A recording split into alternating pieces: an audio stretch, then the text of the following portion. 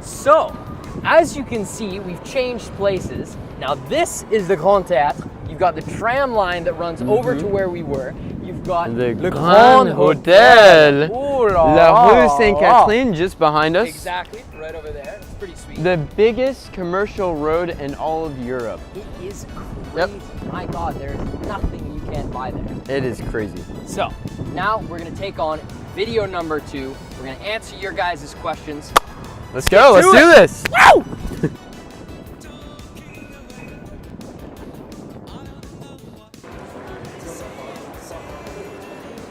Question number 1, do you feel as though you are missing anything by studying abroad? FOMO. Tyler, take this one away. I have a very simple answer, and it's no. And the reason being is because, I mean, the life that you left back where you come from is still going on. It's still the same thing. You're not missing out on anything. It's still everything that you can imagine it. And you know, I mean, you're here in France, or wherever you may be, and you're doing something that the people back home wish that they could be doing. There is nothing that you will do here that is not 10 million times cooler than back home. Not 10 trillion, just because you're doing it here. It is cooler. That's what's so incredible. So I will say this is a little bit about perspective. You gotta realize how awesome it is that you're here, that everything is happening in France, that you're anywhere on the world at such an incredible time. That It's not so much that you're missing out on the exchange or anything at home. It's that everyone else is like missing out on what you're doing. Yep, exactly. All right, James, I have a very simple question to ask you. How do teachers treat you? That is quite a question. You guys have no idea how lucky you are to be in the United States of America, Canada, or just about anywhere but in school. The teachers have managed to build an invisible wall between themselves and the students. There is no emotional connection. If you think that the teachers care for 1 second about your performance, your emotional health, or your well-being, you're very, very, very gravely mistaken. You're wrong. So, that does get a little difficult sometimes. And actually studies have shown that a student-teacher relationship, creating a good learning environment, will actually improve educational performance. So, that being said, their system is clearly lagging behind. Oh yeah, for sure. It lacks a lot of things. And actually it's kind of like a hierarchy. The teacher puts themselves here and they put you here. And they make you know that. And honestly, I don't like that because, I mean, of course, it's obvious that the teacher has the say. At the end of the day, it's the teacher who tells you, okay, that's against the rules, whatever.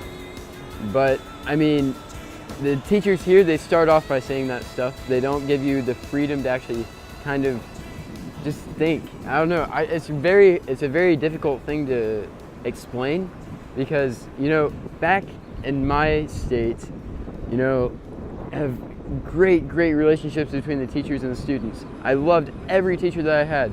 I would pay $1 million. I would pay anything to have a Mr. Murphy here in France. But Mr. Murphy, you're one of a kind. It's not possible. I'm gonna cry. Moment of silence, please. All right, Tyler, tell me, how tiring is it to speak French all day?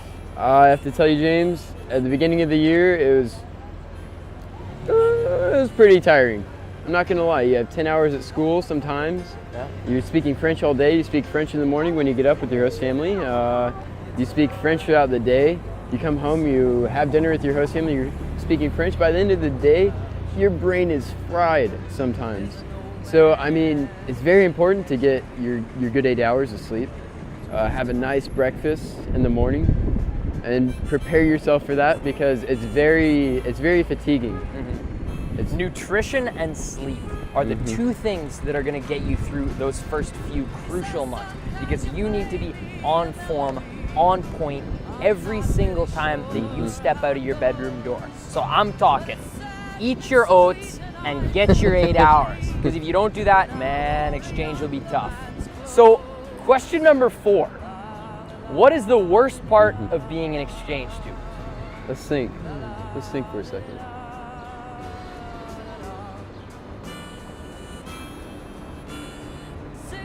No. I'm not feeling it. I'm not feeling it. No. So I've thought about this question for some time, and I've come up with a good response. Honestly, for me, the worst part about being an exchange student is the school system. Sometimes I have 10-hour days at school, and me, as I'm doing a gap year, this year isn't very important for my grades and stuff, but I'm still obligated to be at school. You know, sometimes I feel like if I wasn't at school for 10 hours a day, on some days, I could take some of that time out to do new things in the city, experience new things, get out there and try a bunch of different sorts of things. Exactly. Now, that being said, though it has not happened to either of us, it is possible to get into a very bad situation with your host family, your host club, your district chair, or someone in the hierarchy of Rotary. But I promise you, the systems in place to negate these effects are incredibly well thought out. Now, if you enter into a situation where you don't feel comfortable, where you're threatened, where you're scared, there is always someone you can call to get out of that situation right now. So James, I'm coming at you with a question here. Is it nice to be away from Canada? Yeah. Honestly, it is really quite refreshing to be away. I think about all the things that I've been able to miss while being here. It's actually been a really great relief. As well, I would never say that I've been alienated. Yeah, okay, I'm not spending every single day with the people I'm used to, but I've got new people, I've got tons of great friends. For sure. As well as the fact that it's on you to send out the messages. If you feel like you want to have a conversation with some of your friends, give them a call, send them a message, tell them what's up. Tell them what's up. Easy as that. Easy. You have Facebook, you have WhatsApp, you have messaging systems, you have all these different applications. You have Snapchat. I mean, you just send out a message and everyone's gonna know that you're okay. Oh wow, look what Tyler and James are doing. They're doing videos in France about Bordeaux. I mean, it's really about you reaching out to your family, your friends, whenever you want to. And that really helps you feel as if you weren't alienated, because you're really not alienated when you think about it. It's very nice to be away from America. You know, I get to have this perspective on my own country. Not only my own country, I get to have a perspective on this country and the rest of the world. Tyler, this question applies to you more than it does to me. Okay. Are you glad that you did a second senior year instead of waiting until college? Okay. My answer is yes, because you know, if you wait until college, you're gonna do an exchange, and then you're gonna have to really study. You're gonna have to really focus on your studies that you do in another country. You have to really buckle down on that so you can make the good grades that you need to pass your courses. With the gap year, second senior year abroad, it's very much relaxed. You know, I come here, I can go into the city, I get to have more time to myself that I would be using for my homework and doing projects for school. It's honestly very relaxing. I get to actually have a very good experience here in France, have a very good perspective on how they live here in France. And it's nice, it's not just about schoolwork and everything. So my recommendation is to do a gap year if it's possible. If you're thinking about it, is the best choice that you have, in my opinion. We have, has your exchange changed the way that you view your own country's impact on the world? All right, so you guys know well in the US, you know, a lot of people look at the US, you're like, oh wow, what a powerful country and everything. Here in France, people look to the US to see what's going on there. For example, the presidential elections. I mean, things like that. Yeah, people are more involved. I realized that. I realized that, oh wow, people actually pay attention to what's going on in the elections. Not as much as you would think, but it's more than what we pay attention to the French elections, for example. So James, I have a question for you. What did you say to your college before you came here to France? So for me, I'm actually still in grade 11, or what would be considered your junior year. So I still have another year of high school when I get back. However, I applied to 2 international study abroad programs, one of them Neuchâtel, Switzerland, where I'll be spending 6 months of second semester next year. Of course, I was able to take advantage of the 2 programs because I said to Neuchâtel, please, may I defer my scholarship for 1 year. For me, I'm actually going to junior college, JUCO. When I get back, it's going to be the first thing that I do. I'm going to apply to JUCO. However, with colleges, I have not a lot, but I have a couple other friends who are going to go to college next year who are also on the exchange program with Rotary. And what they said to their college was basically, I'm going on an exchange this year. I'll be there next year. And chill out, man. I'll be there later. it's basically like that. It's really simply. Your college just tells you, okay, because in reality, your college they want to see that. They want that to be a part of their university. That brings things to the table. Absolutely. Going on exchange is incredibly desirable for future job opportunities, for universities and colleges. Everyone looks at you and says, wow, you had les couilles to travel for a year to go somewhere where you didn't speak the language, where you didn't know the people, and you lived and you thrived. That is desirable. And that will actually bring about scholarship opportunities from the college that you're applying to. Possibly. Depends on what college you go to, what your grades are, where your SAT is, ACT. And if you look good like he does. Oh yeah. So James, I got an anonymous tip from a student. They're in Spanish 4 and French 4, and they want to know if that will be enough for them to do an exchange. That is a great question. And I will tell you that as much as any level of the language you arrive with is enough, it is always better to learn everything you can before you go. Every word that you learn will be one less conversation that's like a match of Olympic table tennis between 2 world champions. Bing, bing, bing, bing, bing, like this. It's no fun. So maximize while you're there on the amount of vocabulary, verb structure, and comprehension that you can get. But if you don't have the level, just know that it will come. It will come with work. It will come with time. I had 4 years of French before I came here. So, I mean, for me, that really helped me when I got here. It really helped me really ease into it. It wasn't so difficult for me at first. And it's all thanks to my studies. And I mean, I think that's a great thing. A lot of people who come here haven't even studied the language before they came here. So, I mean, you can only imagine that. You already have 4 years of French and Spanish. What opportunities will I have for college when I get back? Well, Tyler, you're gonna have exactly the same opportunities you had when you left. Nothing's changed. You've just delayed everything by a year. You've just maximized.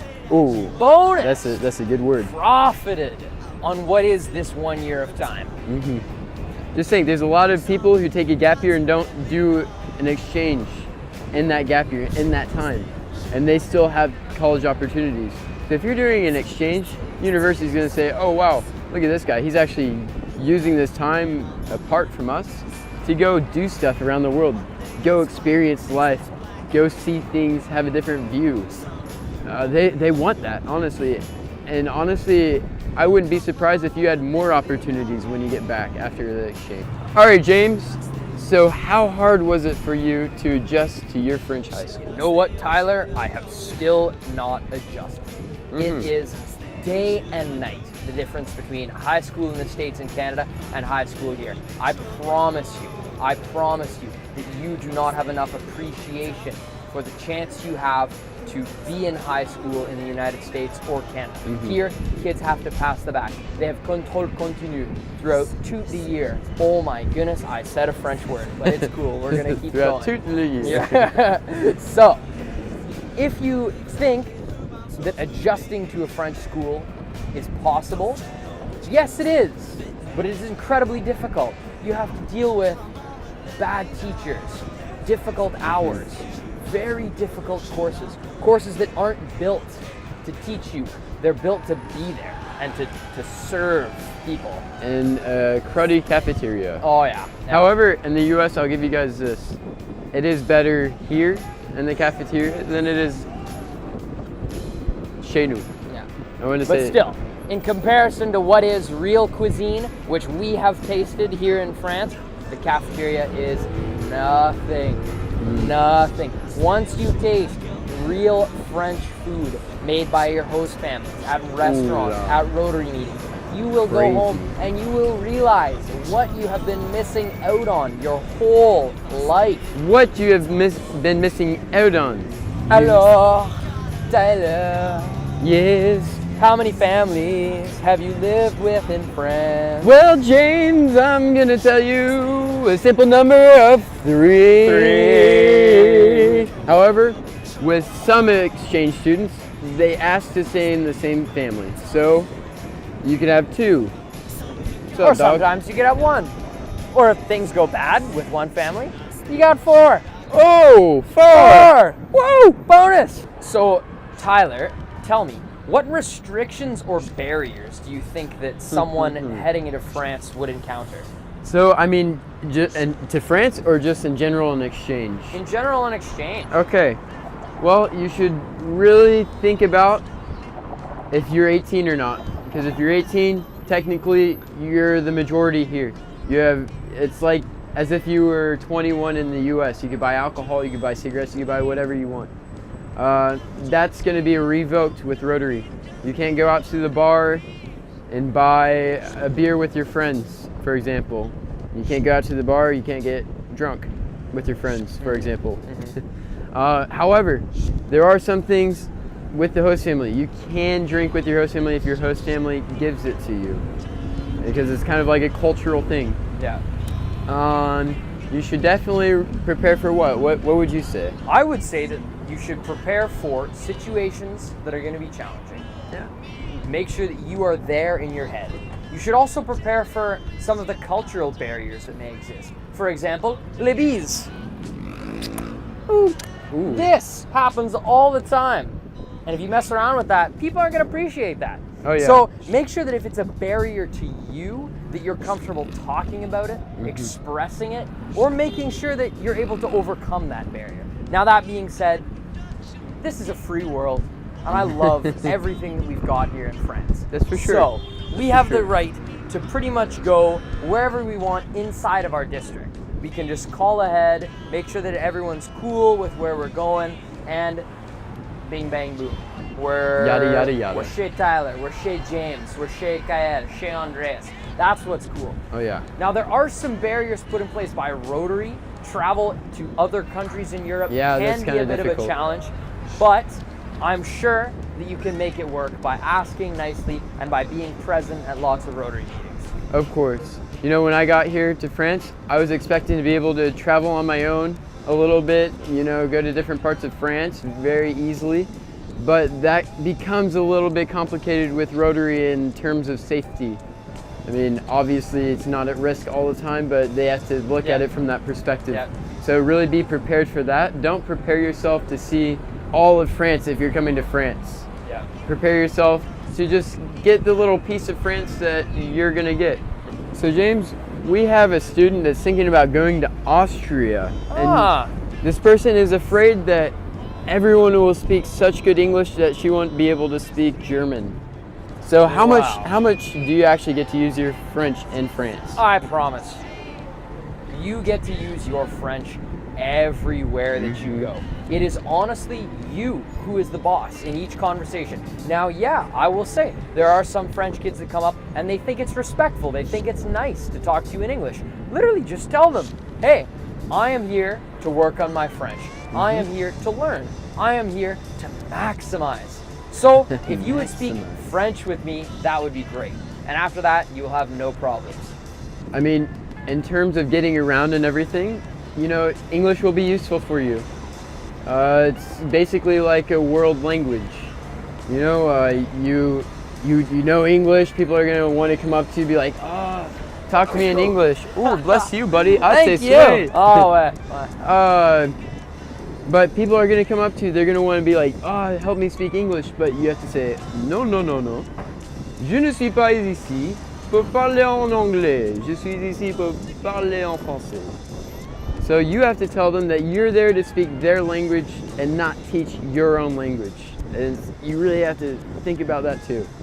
I will say that if you are worried about not using your language enough, it is important, it is paramount that you get out of your comfort zone, you leave your house, and you get yourself in those situations where you are speaking French. Maybe you lack so much vocabulary, you are going to get there, and you're not going to be able to say a word. That is not an excuse not to go.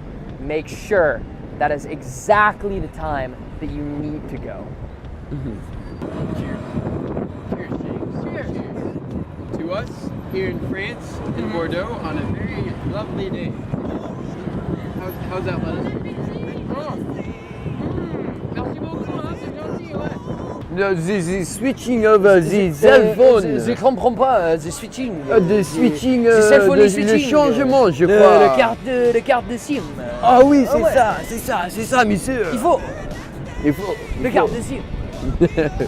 So, buddy, how did you change your cell phone over here Well, in France? It's really quite simple. On the side of your Apple or Samsung device, there's a small hole. You take a small rod and inject this small rod into, it's on this side, the small hole. Afterwards, you remove your SIM card, replace it with the SIM card that you bought d'ailleurs. Now, I will tell you, service and plans in France, and I think everywhere in Europe, are incredibly cheap. Horrible, in other words. Okay. Yeah. Well, data's cheap. You can spend not a lot of money and get tons in comparison to Canada and the States. However, service and internet connection when you're in the middle of nowhere or in the country, it's horrible. Forget your phone. Forget your phone. You're not gonna. All right, Tyler. So tell me, what are the things about your exchange that have surprised you the most? You know, there's a few responses, but one of the things I want to hit is the school system. You really have, that's going to be a big daily part of your life, and you really have to think about that. When I was in the U.S., I was thinking about coming here to France. I was like, oh wow, France is it's a first world country.